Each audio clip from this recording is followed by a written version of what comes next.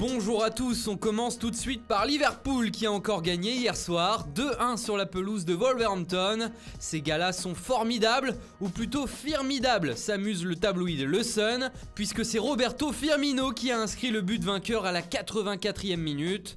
C'est le 40e match sans défaite pour les Reds, souligne le Mirror, ce qui leur permet d'avoir désormais 16 points d'avance en tête de la Premier League. À la une du Sun, on voit aussi que Bruno Fernandes s'éloigne de Manchester United. Son club, le Sporting Lisbonne, a de nouveau rejeté l'offre des Red Devils, jugée insuffisante. Les Mancuniens, justement, avec à leur tête Ole Gunnar Solskjaer, sont au plus mal. La dernière défaite contre Burnley à domicile dans le théâtre des rêves a provoqué un cauchemar pour le coach norvégien.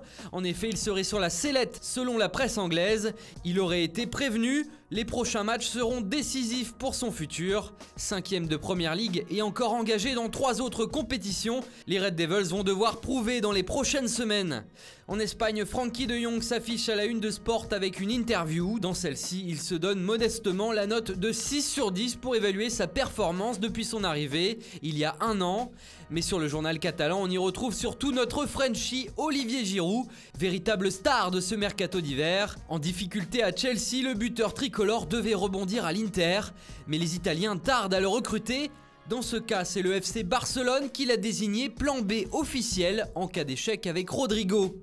Puisque l'attaquant de Valence qui fait ici la une de Mundo Deportivo devrait devenir Blaugrana dans les prochains jours, et je dis bien devrait, puisque rien n'est encore fait, les négociations restent difficiles avec le club valencien, et c'est bien pour cette raison que les journaux catalans forcent avec Olivier Giroud ces derniers jours, qui serait à la surprise générale un potentiel futur attaquant barcelonais aux côtés d'Antoine Griezmann. À Madrid, As n'en revient pas, c'est une défaite historique qu'a subi l'Atlético de Madrid hier soir, éliminé dès les 16e de finale de la Coupe du Roi par la modeste formation de la Cultural Leonesa, pensionnaire de 4e division espagnole.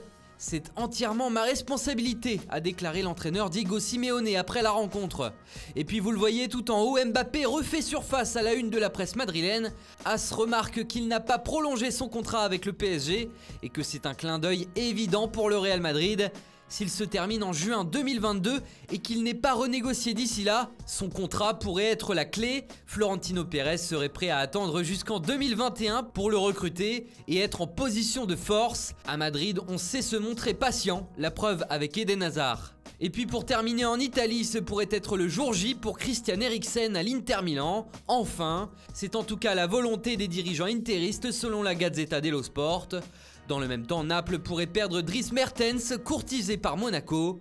Le Corriere dello Sport explique que les Monégasques offrent aux Belges un meilleur salaire que le Napoli, puisque Mertens n'a plus que 6 mois de contrat qui le lie à Naples. Voilà, c'est tout pour aujourd'hui. Bonne journée à tous et à très vite sur Foot Mercato.